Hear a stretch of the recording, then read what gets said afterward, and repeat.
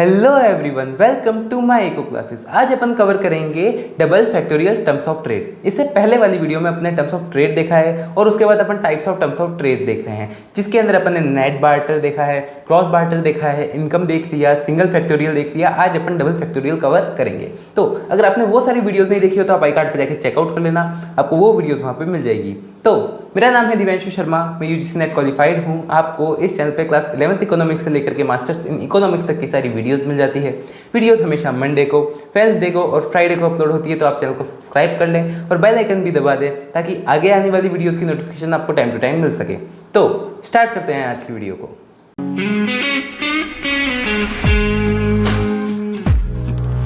Start करते हैं अपन double factorial terms of trade से। Double factorial terms of trade को समझने से पहले आपको ये पता होना चाहिए टर्म्स ऑफ ट्रेड क्या होता है। टर्म्स ऑफ ट्रेड के अंदर भी आपने एक बार सिंगल फैक्टोरियल अगर टर्म्स ऑफ ट्रेड देखा है तो इसको समझना बहुत ईजी है।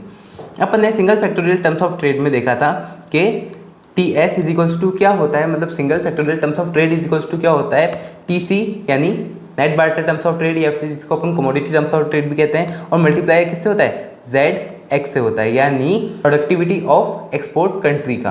अपन ये देखते हैं जो भी कंट्री एक्सपोर्ट कर रही है उसकी प्रोडक्टिविटी कैसी है, तो उससे अपन मल्टीप्लाई करते हैं। इससे अपना क्या निकलता था, single factorial terms of trade निकलता था। अब उसके अंदर ये कमी थी कि इसके अंदर अपन जो एक्सपोर्ट कर रही है उस कंट्री का तो अपन प्रोडक्टिविटी देख रहे हैं, उस कमोडिटी के लिए प्रोडक्टिविटी इंडेक्स देख रहे हैं, बट अपन जिससे ले रहे हैं, जिससे इंपोर्ट कर रहे हैं, उसका प्रोडक्टिविटी इंडेक्स नहीं देख रहे हैं।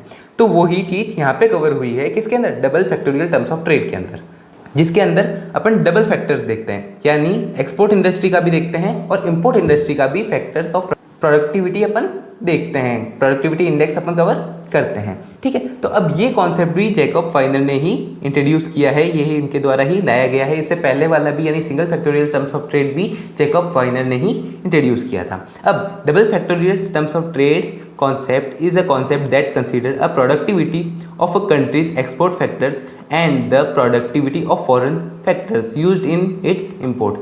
मतलब इसके अंदर वही बात है कि दोनों फैक्टर्स अपन लेके चलते हैं, दोनों फैक्टर्स की प्रोडक्टिविटी अपन लेके चलते हैं। कौन कौन से, एक तो इंपोर्ट फैक्टर्स की भी अपन लेके चलते हैं और एक्सपोर्ट फैक्टर की तो अपन लेके पहले भी चल रहे थे, तो अभी भी उसको लेके चल ही रहे हैं। इसलिए क्या है, ये डबल फैक्टोरियल है, मतलब दोनों फैक्टर्स पे देखता है, इंपोर्ट वाले पे भी और एक्सपोर्ट वाले पे भी। क्लियर है।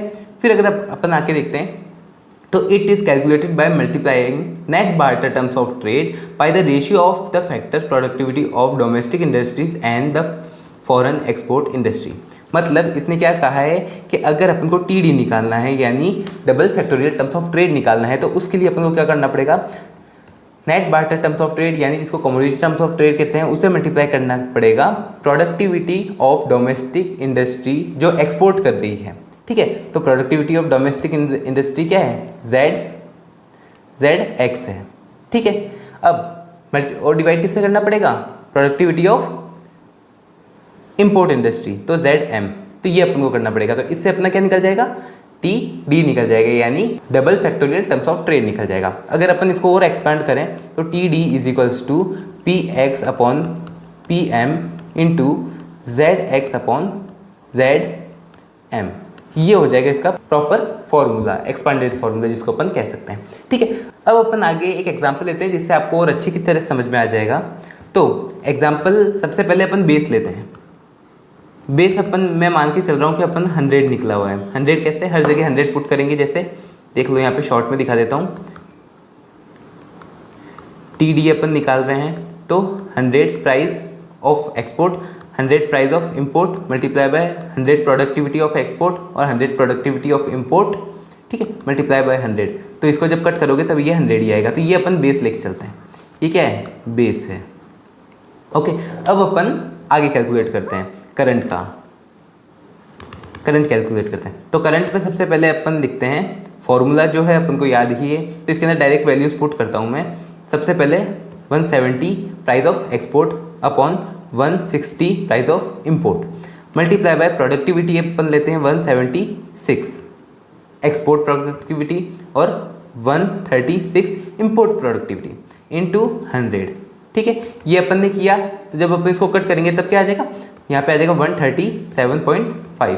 तो ये क्या है, 100 से बढ़ गया, तो यहाँ पे क्या हो रहा है, प्रॉफिट हो रहा है, क्योंकि देखो प्राइस किसकी बढ़ रही है, एक्सपोर्ट इंडस्ट्रीज की प्राइस एक्सपोर्ट गुड की प्राइस बढ़ी हुई है और उसकी प्रोडक्टिविटी भी बढ़ी हुई है। तो अपन ने देखा था कि प्रोडक्टिविटी और प्राइस का कितना फ़र्क होता है। अगर प्रोडक्टिविटी कम हो रही होगी तो उससे नुकसान में जाएंगे। जब अपने सिंगल फैक्टोरियल पढ़ा था तब अपने ये चीज़ कवर करी थी। और अगर प्रोडक्टिविटी बढ़ रही होगी, भले ही प्राइस ना बढ़ रही हो, तो भी अपन क्या जाते हैं, प्रॉफिट में जाते हैं। ये अपन ने देखा।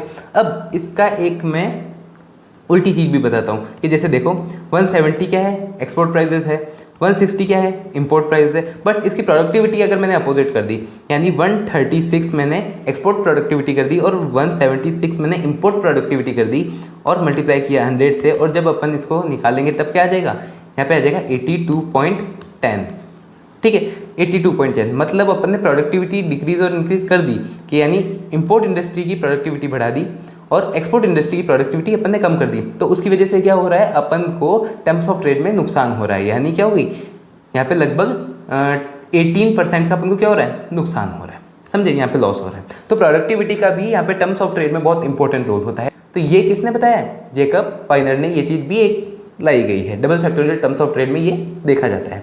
तो दोनों की प्रोडक्टिविटी मेजर कर ली। ओके, आगे देखते हैं अपन इसके क्रिटिसिज्म। तो जैसा कि अपन ने single factorial terms of trade में देखा था, तो यहाँ पे भी प्रोडक्टिविटी मेजर करना डिफिकल्ट है बोथ कंट्रीज़ की। सिंगल कंट्री की तो है ही है, बाकी बोथ कंट्रीज़ की जब बात कर रहे हैं तो बोथ कंट्रीज़ की भी प्रोडक्टिविटी मेजर करना बहुत डिफिकल्ट होता है। Difficulty in determination of gains from trade, मतलब ट्रेड से गेन्स क्या हो रहे हैं। प्रोडक्टिविटी आपने मेजर कर ली, माना, प्राइस अपने मेजर कर ली, बाकी प्रोडक्टिविटी और प्राइस को अपन किस तरह से रिलेशन निकालेंगे जो अपन गेन्स पता कर सके कि मतलब एज ए प्राइस में कितने गेन्स हो रहे हैं, वो अपन नहीं निकाल पाएंगे उसको। अब neglect real cost, real cost को इन्होंने नेगलेक्ट कर दिया। रियल कॉस्ट मतलब ये अपन मान सकते हैं कि जो भी चीज़ें लग रही है जैसे रॉ मटेरियल वगैरह और ये सब, वो कैसे आ रहे हैं कैसे नहीं आ रहे हैं, उस पर कॉस्ट ज़्यादा लग रही है कम लग रही है, सिर्फ प्राइस बढ़ रही है, किस वजह से बढ़ रही है। तो मतलब जो रियल कॉस्ट है उसको इग्नोर किया गया। ये भी क्या इसके क्रिटिसिज्म है। बट इन क्रिटिसिज्म के बाद भी ऐसा माना जाता है कि जो double factorial terms of trade है वो एक बेटर ऑप्शन है बाकी सबसे, यानी नेट, ग्रॉस, इनकम और सिंगल फैक्टोरियल से थोड़ा अच्छा रहता है। कौन सा वाला, double factorial terms of trade का। ठीक है, तो आज की वीडियो में इतना ही था। अपन ने सारे टर्म्स ऑफ ट्रेड के टाइप्स कंप्लीट कर लिए हैं। तो होप आपको ये वीडियो समझ में आई होगी, अच्छी लगी होगी। अगर आपको ये वीडियो समझ में आई हो, अच्छी लगी हो, तो वीडियो को लाइक कर देना, चैनल को सब्सक्राइब कर देना। कोई भी डाउट हो, क्वेश्चन हो तो आप कमेंट बॉक्स में इजीली पूछ सकते हैं। अपन मिलेंगे नेक्स्ट वीडियो में। Thanks for watching.